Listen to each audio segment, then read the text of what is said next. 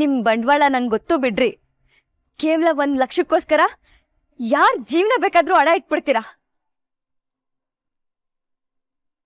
ಏನಪ್ಪ, ನಿಜವಾಗ್ಲೂ ನಿನಗೆ ಈ ತರ ನಾಟಕ ಮಾಡಕ್ಕೆ ನಿನಗ್ ಮನ್ಸಾದ್ರೂ ಹೇಗ್ ಬರುತ್ತೆ? ನೀವ್ ಮಾತಾಡಿರೋದನ್ನೆಲ್ಲ ನೆನ್ಸ್ಕೊಂಡ್ರೆ ಮೈ ಉರಿಯತ್ತೆ. ಮನ್ಸೇನ್ರಿ ನೀವು?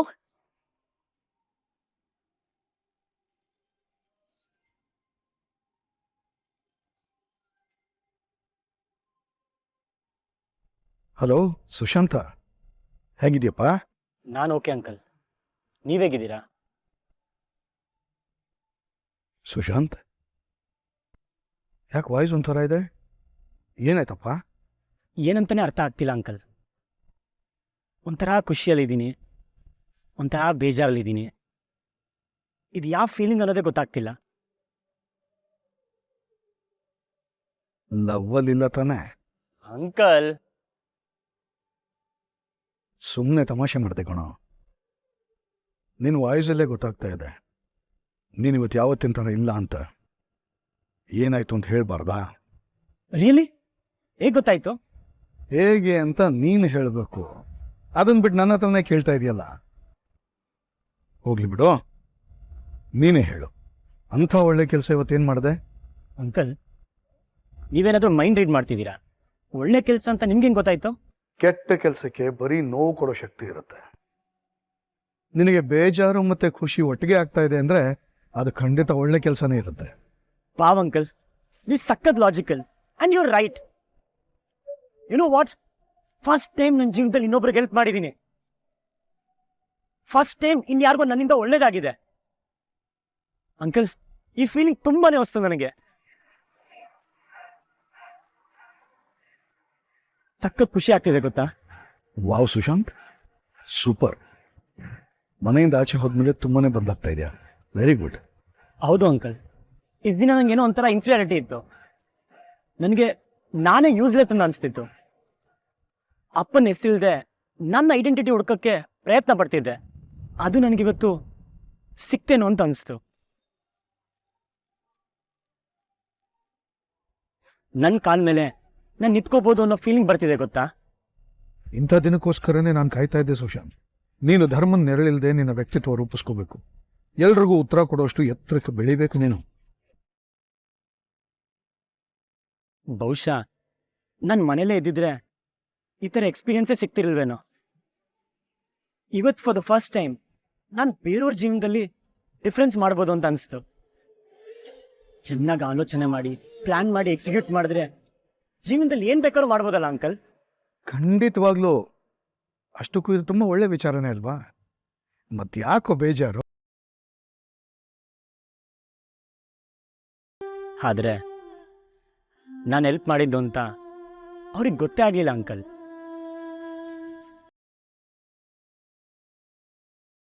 ನಾನು ನನ್ನಷ್ಟೇ ಪ್ಲಾನ್ ಮಾಡ್ಕೊಂಡು ಹೋದೆ, ಅದರಿಂದ ಅವ್ರಿಗೆ ಒಳ್ಳೇದೇ ಆಯಿತು. ಆದರೂ ಅವ್ರು ನನ್ನನ್ನೇ ತಪ್ಪಾಗಿ ತಿಳ್ಕೊಂಡು ಬಾಯಿ ಬಂದಾಗ ಬೈದ್ಬಿಟ್ರು ಅಂಕಲ್. ಹಾ ಸುಶಾಂತ್, ಕೆಲವೊಮ್ಮೆ ಹೀಗಾಗತ್ತೆ. ಸತ್ಯದ ದಾರಿಯಲ್ಲಿ ನಡೆಯುವಾಗ ನೋವು ಅವಮಾನಗಳಾಗೋದು ಸಹಜ. ಮೊದಲು ಬೈತಾರೆ, ಅವಮಾನ ಮಾಡ್ತಾರೆ, ಆದರೆ ಆಮೇಲೆ ಅವರೇ ನಮ್ಮನ್ನು ಹುಡ್ಕೊಂಡು ಬರ್ತಾರೆ. ಅದು ನಿಮ್ಮ ತಂದೆ ಆದರೂ ಅಷ್ಟೇ, ಇನ್ಯಾರಾದರೂ ಅಷ್ಟೇ. ಚಾನ್ಸೇ ಇಲ್ಲ. ನಮ್ಮಪ್ಪ ಆಗಲಿ ಮುನಿಯಮ್ಮ ಆಗಲಿ ಇಬ್ರು ಒಂದೇ ಥರ. ಹೊರಟು tough to handle you know uncle. ಅವ್ರಿಗಿದೆಲ್ಲ ಅರ್ಥ ಆಗಲ್ಲ, ಬೈಯಕ್ಕೆ ಮಾತ್ರ ಬರುತ್ತೆ. ಅದರಲ್ಲೂ ಈ ಮುನಿಯಮ್ಮನ ನೋಡ್ಕೊಂಡು ಬಂದ್ರೆ ಅದು ಜಗಳಾಡಕ್ಕೆ ಬಂದಿರ್ತಾರೆ. ಅಷ್ಟೇ ಗೊತ್ತಿರೋದು ಅಂಕಲ್ ಅವ್ರಿಗೆ. ಅಂದ್ರೆ ಯಾರ ಜೊತೆನೋ ಕಿತ್ತಾಡ್ತಾ ಆಡ್ತಾನೆ ಅವ್ರು ಒಳ್ಳೇದು ಮಾಡಿದ್ಯಾ ಅಂತಾಯ್ತು. ಆದ್ರೆ ಅದೇ ಅವ್ರಿಗೆ ತಪ್ಪಾಗೋಗಿದೆ. ಡೋಂಟ್ ವರಿ, ಫ್ರಸ್ಟ್ರೇಟ್ ಆಗಬೇಡ. ಒಳ್ಳೇದು ಮಾಡಿದ್ರೆ ಒಳ್ಳೇದೇ ಆಗುತ್ತೆ, ನೋಡ್ತಾ ಇರು. ಗುಣಂತೀರ ಅಂಕಲ್?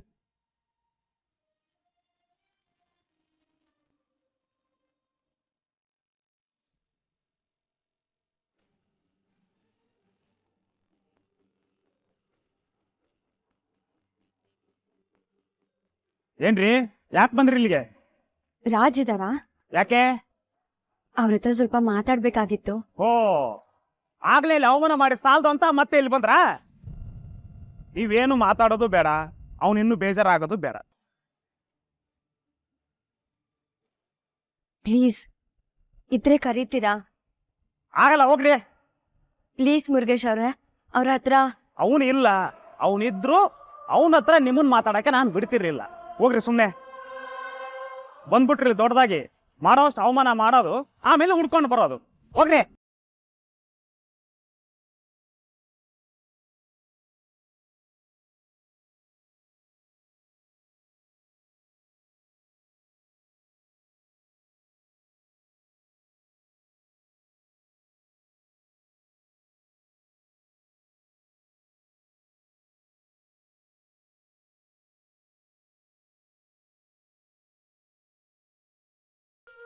ರಾಜು ಇಲ್ವಂತ?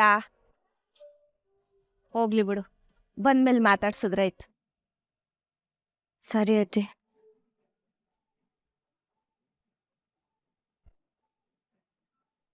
ಸರಿ, ಈಗ ಎಲ್ಲಿದ್ಯಪ್ಪ? ದೇವಸ್ಥಾನಕ್ಕೆ ಬಂದಿದ್ದೆ.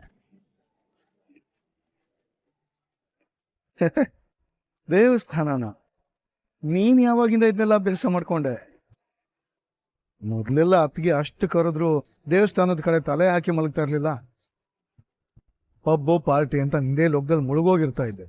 ಇದೇನಿದು ಹೊಸ ವರ್ಷ? ಅಂಕಲ್, ಆ ರಾಜೇ ಬೇರೆ, ಈ ರಾಜೇ ಬೇರೆ. ಮೊದಲು ಅಮ್ಮ ಹತ್ರದಲ್ಲಿದ್ದಾಗ ಅಮ್ಮನ ವ್ಯಾಲ್ಯೂ ಗೊತ್ತಾಗ್ತಾನೆ ಇರಲಿಲ್ಲ.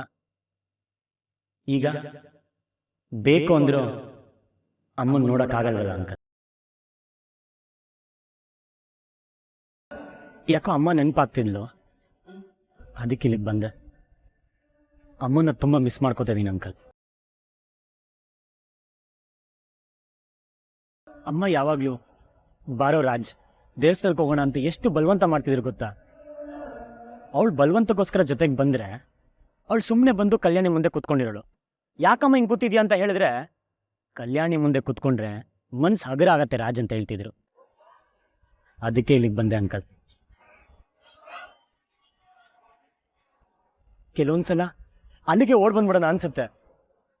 ಅಮ್ಮನ ಮಡ್ಲಲ್ಲಿ ಮಲ್ಕೋಬೇಕು ಅನ್ಸುತ್ತೆ. ಆಮೇಲೆ ಬೇಡ ಅನ್ಸಿ ಸುಮ್ಮನೆ ಆಗ್ಬಿಡ್ತೀನಿ. ರಾಮಚಂದ್ರ ಗೊತ್ತಲ್ಲ ನಿನಗೆ? ಅಂಥ ಶ್ರೀರಾಮಚಂದ್ರನಿಗೆ ವನವಾಸ ತಪ್ಪಿಲ್ಲ ಅಂದಮೇಲೆ ಇನ್ನು ಸಾಮಾನ್ಯ ಮನುಷ್ಯರು ನಾವು ಪರೀಕ್ಷೆಗಳಿಂದ ಹೊರಗಿರೋಕ್ಕಾಗತ್ತಾ? ಅತ್ತಿಗೇನು ನಿನ್ನ ತುಂಬ ನೆನಪು ಮಾಡ್ಕೋತಾರೆ ತರ್ಕೊಂಡು.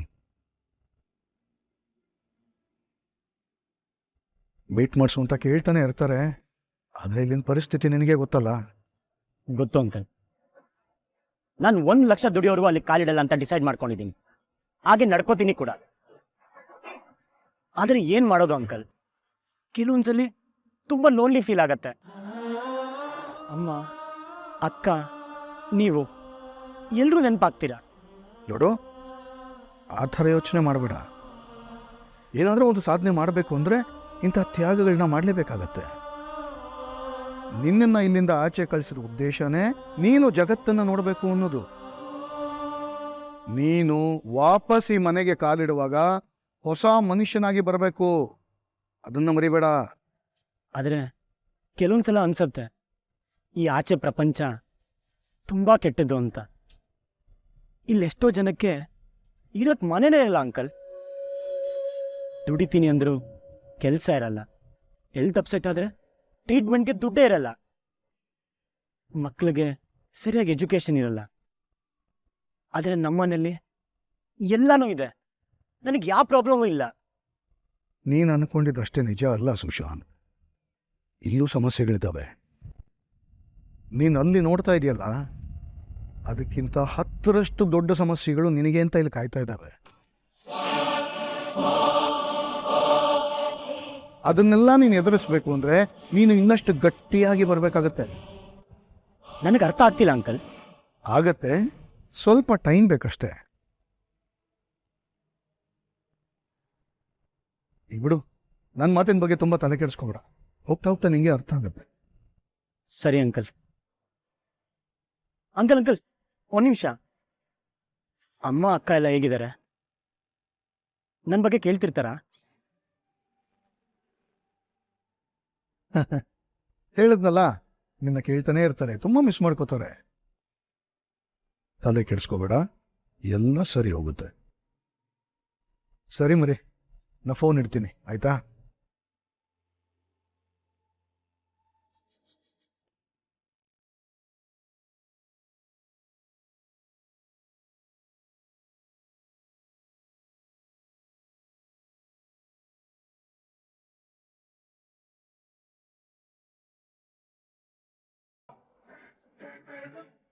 ಅದಕ್ಕೆ ನೀವು ಬಂದು ಎಷ್ಟೊತ್ತಾಯ್ತು? ನಾನು ಗಮನಿಸ್ಲೇ ಇಲ್ಲ. ಯಾರ್ ಫೋನು ಮೂರ್ತಿ? ನನ್ನ ಮಗಂದ? ಅವನ ಹತ್ರ ತಾನೇ ನೀವು ಇಷ್ಟೊತ್ತು ಮಾತಾಡಿದ್ದು?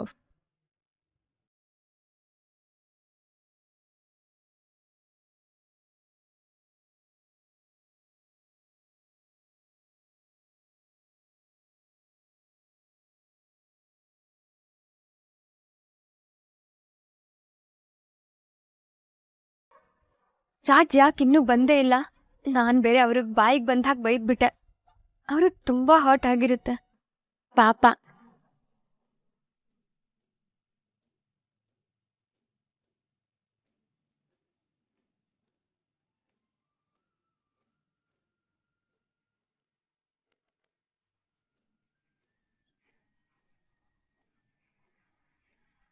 ಮತ್ತೆ ಯಾಕ್ರಿ ಬಂದ್ರಿ? ರಾಜ್ ಇನ್ನೂ ಬಂದಿಲ್ಲ ಅಲ್ವಾ? ದಯವಿಟ್ಟು ಅವ್ರು ಎಲ್ಲಿದ್ದಾರೆ ಅಂತಾದ್ರೂ ಹೇಳಿ. ಅದೆಲ್ಲ ನಿಮ್ಗೆ ಯಾಕ್ರಿ ಹೇಳ್ಬೇಕು? ಹೊರಟ್ರಿ ಇಲ್ಲಿಂದ. ನೋಡಿ, ಅವ್ರ ಬಗ್ಗೆ ಗೊತ್ತಿಲ್ಲದೆ ನಾನು ಏನೇನೋ ಮಾತಾಡ್ಬಿಟ್ಟಿದ್ದೀನಿ. ದಯವಿಟ್ಟು ಅವ್ರು ಎಲ್ಲಿದ್ದಾರೆ ಅಂತ ಹೇಳಿ. ಅವ್ರ ಹತ್ರ ನಾನು ಸಾರಿ ಕೇಳಬೇಕು. ಹೇಳೋದೆಲ್ಲ ಹೇಳಿ ಈಗ ಸಾರಿ ಕೇಳ್ಬಿಟ್ರೆ ಸರಿ ಹೋಗುತ್ತಾ? ಅವನು ಪಾಡಿ ಇರಾಕ್ ಬಿಡ್ರಿ, ನಿಮ್ಗಳ ಸವಾಸ ಅಲ್ಲ. ಅಲ್ಲ ಅದು ರೀ, ಅವನು ಎಲ್ಲಿ ನೆಮ್ಮದಿ ಅನ್ಸುತ್ತೋ ಅಲ್ಲಿರ್ತಾನೆ. ಮುರುಗೇಶ್ ಅವ್ರೆ, ರಾಜ್ಗೆ ನೆಮ್ಮದಿ ಇರೋ ಜಾಗನ ಯಾವುದು? ಪಾಪ ರಾಜ್ ನನ್ನ ಕಷ್ಟ ಸುಖನ ನನ್ನ ಹತ್ರ ಕೇಳ್ದೇನೆ ನನಗೇನು ಬೇಕೋ ಅದನ್ನ ಮಾಡಿದ್ರು. ಆದರೆ ನಾನು ಅವ್ರಿಗೆ ನೆಮ್ಮದಿ ಇರೋ ಜಾಗ ಯಾವುದು ಅಂತನೋ ತಿಳ್ಕೊಂಡಿಲ್ವಲ್ಲ. ಅವರು ಫ್ರೆಂಡ್ ಅಂತ ಹೇಳ್ತಿದ್ರು, ಒಬ್ಬ ನಿಜವಾದ ಗೆಳೆಯನ್ ಥರ ನಡ್ಕೊಂಡ್ರು. ಆದರೆ ನಾನು ಛೇ.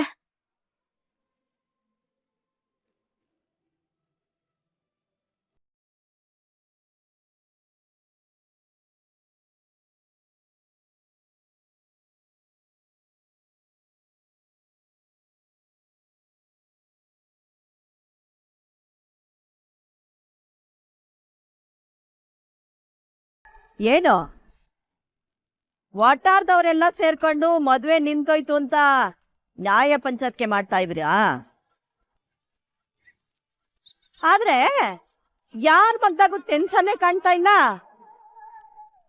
ವಾ, ಟೆನ್ಷನ್ ಯಾಕಿರ್ತದೆ? ನಿಂತೋಗಿರೋದು ನನ್ ಮಗನ್ ಮದ್ವೆ ಅಲ್ವೇ? ಏಯ್, ಎಲ್ರಿಗೂ ಹೇಳ್ತಾವ್ನಿ, ಸರಿಯಾಗಿ ಕೇಳಿಸ್ಕೊಳ್ಳಿ. ನಮ್ ಕುರ್ಸಿ ದಾರಿ ತಪ್ಪಕ್ ಯಾರ್ ಕಾರಣ ಅಂತ ಗೊತ್ತಾಗ್ಬೇಕು. ಒಬ್ಬೊಬ್ಬನ್ನು ಸಿಗದು ಈ ಒಟ್ಟಾರದ ಭಾಗಕ್ಕೆ ದ್ವಾರ ಕಟ್ಬಿಡ್ತೀನಿ, ದ್ವಾರವ.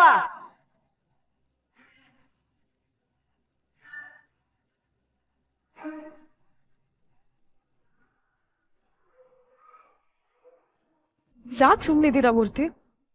ನೀವಿಷ್ಟೊತ್ತು ರಾಜ್ ಜೊತೆ ತಾನೇ ಮಾತಾಡ್ತಾ ಇದ್ದಿದ್ದು? ಅಂದರೆ ಅದಕ್ಕೆ ಅದು ಅಮ್ಮ ಮತ್ತೆ ಅಮ್ಮ ಹೇಗಿದ್ದಾರೆ ಅಂತ ಕೇಳಿದ್ನ?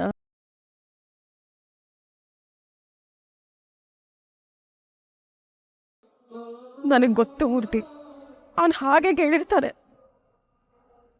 ಅವನು ನನ್ನ ನೆನಪಿಸ್ಕೊತಾ ಇರ್ತಾನೆ ಅಲ್ವಾ? ಅವನು ಯಾವಾಗಲೂ ಹಾಗೆ ಪಾರ್ಟಿ ಗಿರ್ಟಿ ಅನ್ಕೊಂಡು ಮನೆಯಿಂದ ದೂರ ಇರ್ತಾ ಇದ್ದ, ಆದ್ರೆ ಅಮ್ಮನಿಂದ ಅಲ್ಲ.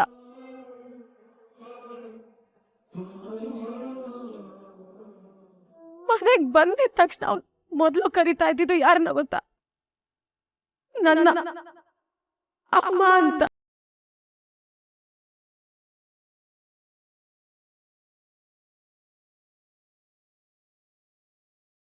ನಾನು ಈಗಲೂ ಅಷ್ಟೇ ಮೂರ್ತಿ, ಕನ್ಸಲ್ಲಿ ಅವನು ಅಮ್ಮ ಅಮ್ಮ ಅಂತ ಕರೆಯೋ ಹಾಗಾಗಿ ಪೆಚ್ಚು ಬೀಳ್ತೀನಿ. ಹೆತ್ತ ಕರಳಿದು ಮಗನ್ನ ದೂರ ಮಾಡ್ಕೊಂಡು ಬದುಕೋ ಸಂತ ಯಾವ ಶತ್ರುಗೂ ಬೇಡ ಮೂರ್ತಿ.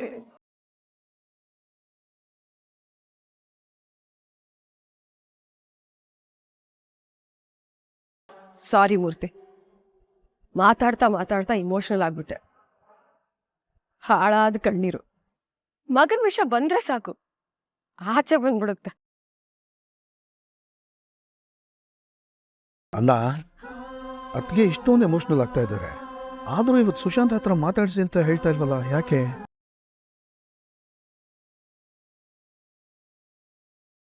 ಯಾಕೆ ನಾನು ಸುಶಾಂತ್ ಹತ್ರ ಮಾತಾಡ್ಸಿ ಅಂತ ಕೇಳ್ತಾ ಇಲ್ಲ ಅಂತ ಯೋಚನೆ ಮಾಡ್ತಾ ಇದ್ದೀರಾ ಮೂರ್ತಿ?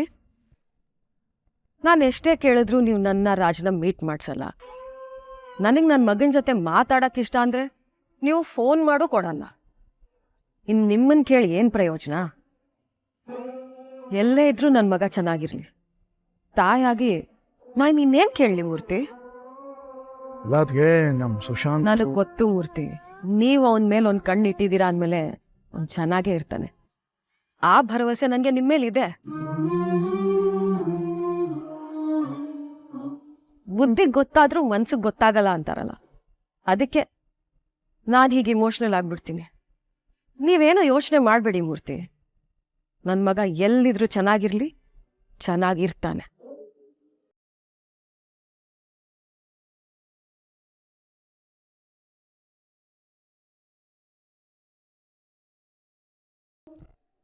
ಲೇ ಇವಳೆ, ಕುಡಿಯೋಕೊಂದು ಲೋಟ ನೀರು ತಗೋಬಾ. ಋಷಿನ್ ಕರ್ಕೊಂಡ್ ಬರ್ತೀನಿ ಅಂತ ಹೋದವರು ಬರೀ ಗೈಲಿ ವಾಪಸ್ ಬಂದಿದ್ದಾರೆ. ಆ ಪೀಡೆ ಸಿಗ್ಲಿಲ್ಲ ಅನ್ಸತ್ತೆ. ಅದೇನೆ, ಸಿಕ್ಕಿದ್ರೆ ಇಷ್ಟೊತ್ತಿಗೆ ಅವ್ನು ಕರ್ಕೊಂಡ್ ಬಂದು ಮದ್ವೆ ಮಾಡ್ಸಿರೋರು.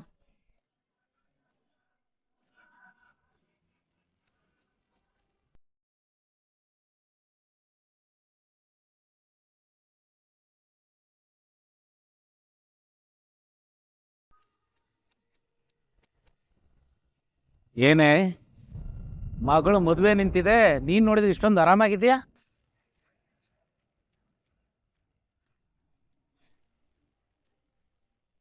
ಇಲ್ಲ ರೀ, ನನಗೂ ತುಂಬಾ ಬೇಜಾರಿದೆ. ನೀನು ಮುಖ ನೋಡಿದ್ರೆ ಆಗ ಅನ್ನಿಸ್ತಾ ಇಲ್ವಲ್ಲ? ಕೂದಲೆಲ್ಲ ಕೆದರ್ಕೊಂಡು ಅಳ್ತಾ ಕೂತಿದ್ರೆ ಆವಾಗ ನಂಬ್ತಾ ಇದ್ದೆ ನಿನಗೂ ದುಃಖ ಇದೆ ಅಂತ. ಈಗ ನೋಡ ನಿನ್ ಮುಖ ಪಳಪಳ ಪಳಪಳ ಅಂತ ಹೊಳಿತಾ ಇದೆ. ಮಾಯಸ ಖುಷಿಯಾಗಿರ್ದ ಏನ್ಲಾ ಮಾಡ್ತಾಳೆ? ಅವಳಿಗೆ ಬೇಕಾಗಿದ್ದಿದ್ದು ಅದೇ ಅಲ್ವೆಲ್ಲ. ಏಯ್, ಸಾನ ಖುಷಿ ಪಡ್ಬೇಡ. ನನ್ ಮಗ ಪುರ್ಸಿ ಸಿಕ್ಕಿದ್ ಕೂಡ್ಲೆ ನಿನ್ ಮಗಳ ಜೊತೆ ಲಗ್ನ ಮಾಡಿಸ್ತೀನಿ, ನೋಡ್ತಾ ಇರೋ.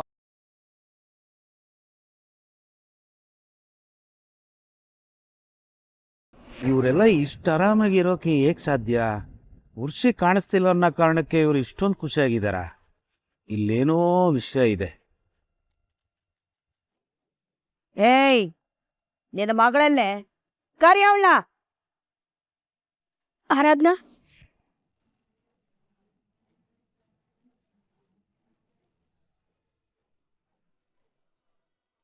ವಾ, ಬಂದ್ಯವ ಮಾರಾಣಿ? ಬಾ ಬಾ ಬಾ. ನನ್ ಮಗ ಕಾಣ್ತಾ ಇಲ್ಲ ಅಂತ ಖುಷಿಯಾಗಿರ್ಬೇಕಲ್ಲ ನಿಂಗೆ. ಅವತ್ ನೀನೇ ತಾನೆ ಈ ಮದ್ವೆ ಬ್ಯಾಡ ಬ್ಯಾಡ ಅಂತ ಹೇಳ್ತಾ ಇದ್ದಿದ್ದು. ನಿನ್ನ ನಂಬಕ್ ಬರಾಕಿಲ್ಲ. ಶಾನೆ ಚಿಣ್ಮಿಣಿಕಿ ನೀನು. ಅದೇ ಸಿಟ್ನಾಗೆ ನೀನೇ ನನ್ ಮಗನಿಗೆ ಏನಾರ ಮಾಡ್ಬಿಟ್ಟ ಹೆಂಗೆ? ಇಲ್ಲ, ನಾನೇನು ಮಾಡಿಲ್ಲ. ಮತ್ತೆಲ್ಲೋದ್ನೆ ನನ್ ಮಗ? ನನಗೆ ಗೊತ್ತಿಲ್ಲ. ವಾ, ಗೊತ್ತಿಲ್ವಾ?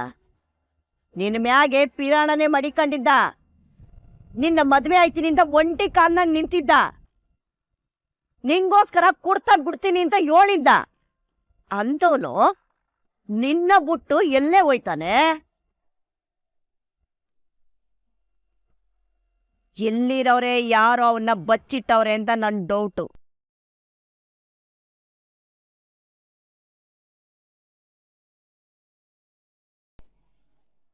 ಅದ್ ಏಟ್ ಹುಡ್ಕಿದ್ರು ನನ್ ಮಗ ಸಿಗ್ತಾ ಇಲ್ಲ.